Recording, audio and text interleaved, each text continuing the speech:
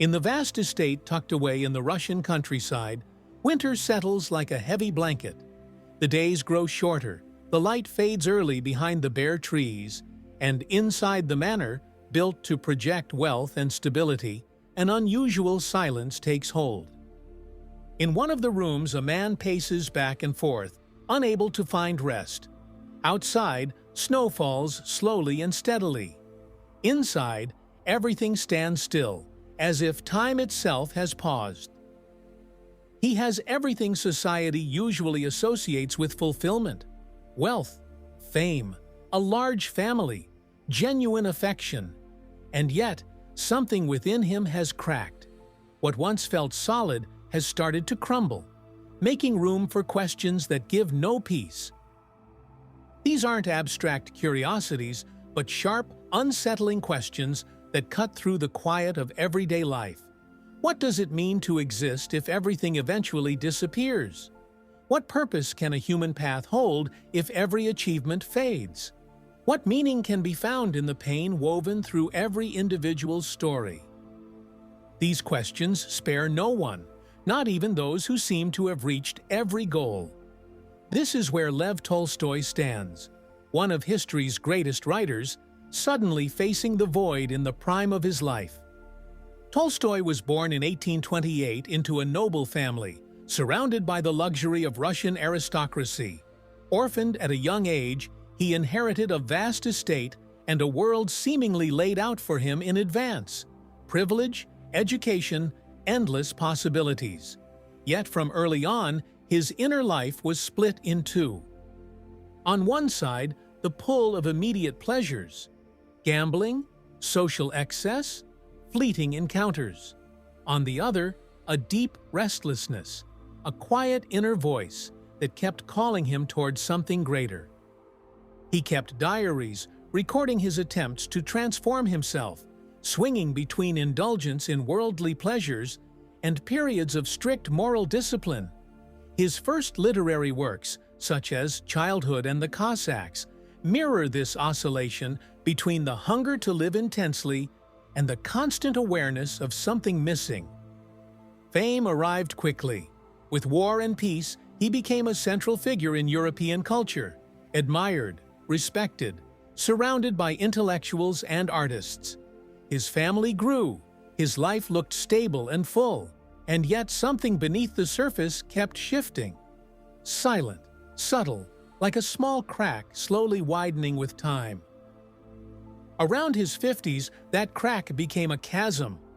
Everything that once gave him a sense of stability began to lose its weight: family joy, public admiration, social prestige. All of it suddenly felt fragile, fleeting, almost staged. Days grew dim, nights filled with thoughts that offered no rest. Life, which once had a clear rhythm, turned into a sequence of automatic gestures stripped of meaning. Tolstoy would later describe this period in his work, A Confession, with brutal honesty. He writes about how the question of life's meaning became so overwhelming that it drained joy from everything else. Nothing seemed to suffice anymore. It was as if everything stood on fragile foundations destined to collapse. Instead of seeking comfort in soothing illusions, he chose to confront these questions head-on. He embarked on a relentless intellectual and spiritual journey. He immersed himself in the writings of great thinkers: Socrates, Buddha, Schopenhauer. He searched for a key, a formula that could bring coherence to existence. But what he found offered no comfort. Socrates fascinated him with his rational clarity, but reason alone couldn't fill the void he felt. Schopenhauer struck him with his vision of blind will as the driving force of the world, but that view, steeped in inevitable suffering and lack of purpose, felt like a dead end. Buddha appeared as a serene guide, but the path of renunciation felt foreign, too distant from his restless and combative nature. Disillusioned with philosophy, he turned to science. He studied Darwin and the evolutionary theories reshaping the thought of his time. The rational approach explained how life worked, but not why. Science, precise and powerful in describing natural mechanisms, left the fundamental questions untouched. If existence is merely a temporary biological process, what space remains for meaning?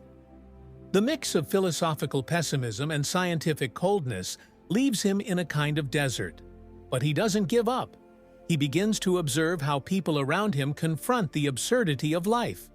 He notices four main ways. The first is indifference. Many go through their days without ever asking the fundamental questions, absorbed in routine, accepting reality as it is without looking beyond it.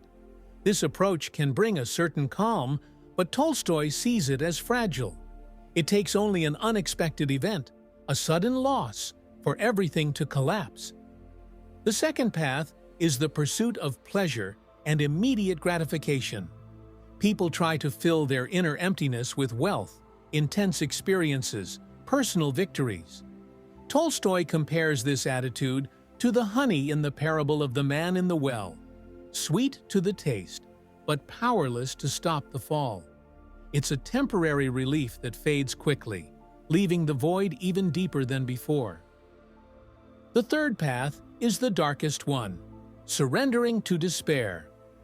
During his hardest moments, Tolstoy himself contemplates this possibility. He describes with chilling clarity how the thought of an end presented itself as a way out. But he comes to understand that this isn't a real answer, only a way to avoid the question. To give up on the search would solve nothing. It would simply extinguish the possibility of ever finding meaning. So he chooses to resist. The fourth path is paralysis, acknowledging the absurdity of existence but remaining stuck, unable to choose a direction. It's a suspended state in which neither hope nor despair prevails. Tolstoy sees this as the weakest response because it traps a person inside their own awareness, frozen, without escape. After examining these four paths, Tolstoy realizes that none of them offer a complete solution. And then something unexpected happens. He doesn't find the turning point in books, in academic circles, or in grand theories. He finds it by observing simple people, peasants, workers, those who live harsh lives yet face difficulties with a calmness he can't quite explain. These people, though familiar with hardship and pain, carry a quiet trust in something greater. It isn't a complex theological system, but a lived confidence that gives coherence even to the toughest trials. Tolstoy is struck by this silent strength. For a man who had searched for answers in sophisticated reasoning, this discovery is disarming. He begins to see faith not as an escape from reality, but as a different way of looking at it. A perspective that allows one to accept finitude without being crushed by it.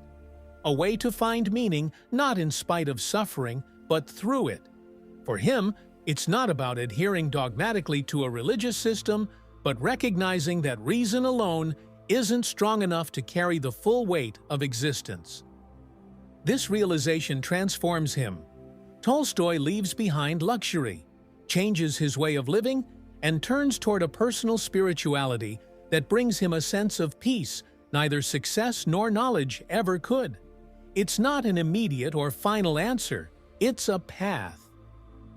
His story is not just that of a great writer, but of a man who walked all the way through the night of the soul to find a new dawn. His crisis, so radical and total, leads him not to resignation, but to a different way of inhabiting the world. Today, in an age where the search for meaning is often drowned out by constant noise, Tolstoy's journey still speaks.